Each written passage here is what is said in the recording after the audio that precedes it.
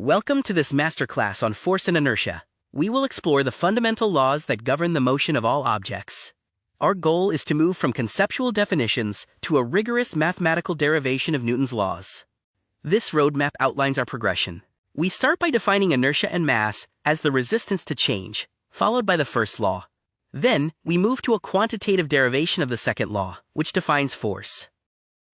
Aristotle believed a constant force was needed for motion, thinking rest was the natural state. Galileo and Newton proved that force is required only to change motion, not maintain it. The natural state is the object's current state. Galileo used inclined planes to prove this. He observed that balls rolling down one plane rise to the same height on another. If the second plane were horizontal and frictionless, the ball would never stop.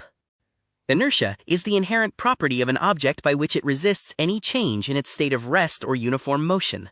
It is a quality of existence, not a force, representing a resistance to change. Inertia of rest is the tendency of a stationary object to remain at rest. This is why you fall backward when a bus starts suddenly. Your upper body resists movement.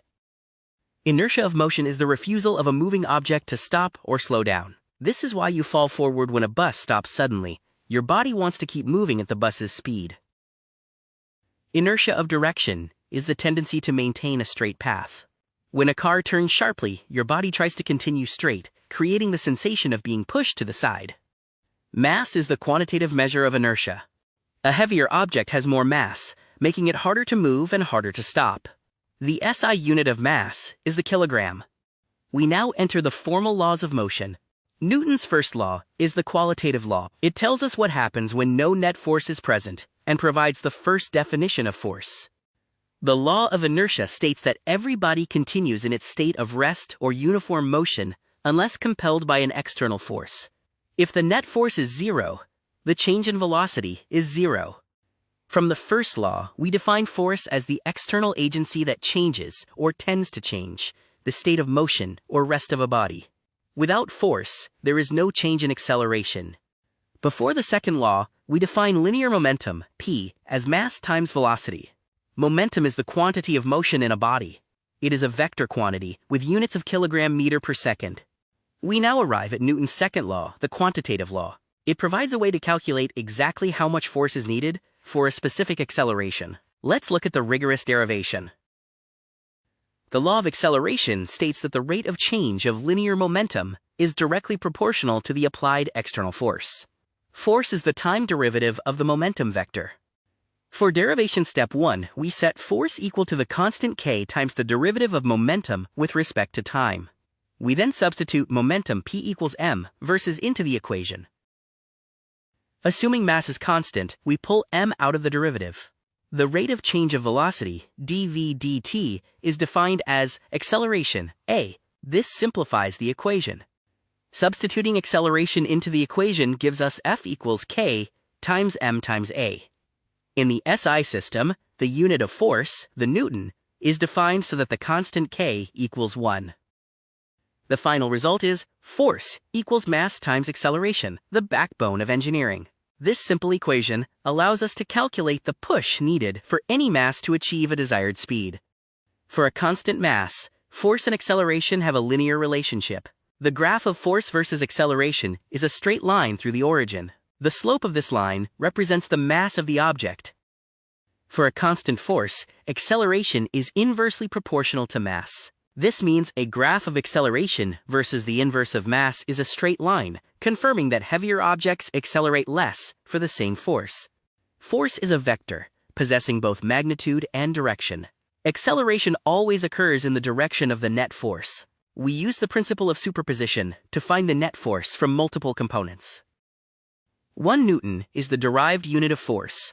It is defined as the amount of force that produces an acceleration of 1 meter per second squared when applied to a mass of 1 kilogram. F equals ma provides the definition. Impulse, J, is the total effect of a force acting over a time interval. It is the force multiplied by the duration. It is highly useful for analyzing collisions where forces change rapidly. The impulse-momentum theorem is derived from Newton's second law. Starting with F equals dp dt, we integrate both sides over the collision time. The resulting impulse equation, J equals delta P, means that the impulse imparted to an object equals the change in its momentum. This is the foundation for analyzing impacts and collisions. Finally, we look at Newton's third law, the law of interaction. This law moves us from a single object perspective to understanding how forces are distributed between two or more bodies. Newton's third law states that forces always occur in pairs. To every action, there is always an equal and opposite reaction. Forces are interactions and can never exist in isolation. It is critical to note that action and reaction forces do not cancel out because they act on two different bodies simultaneously. For example, the Earth pushes you up, and you push the Earth down. We can derive the conservation of momentum using the third law. Consider two colliding bodies, A and B. We write the impulse equation for each body during the collision. Since the forces, and thus the impulses, are equal and opposite, the total change in momentum of the isolated system is zero. Momentum is conserved. Recoil, when a gun fires a bullet, is a perfect real-world example. The forward momentum of the bullet is balanced by the backward momentum of the gun, demonstrating conservation of momentum. To summarize inertia, qualitatively, it is the resistance to change. Quantitatively, it is measured by mass, where the kilogram is the unit of this resistance. Force is the agent that breaks the state of inertia and causes acceleration. Quantitatively, it is calculated as mass times acceleration, F equals ma.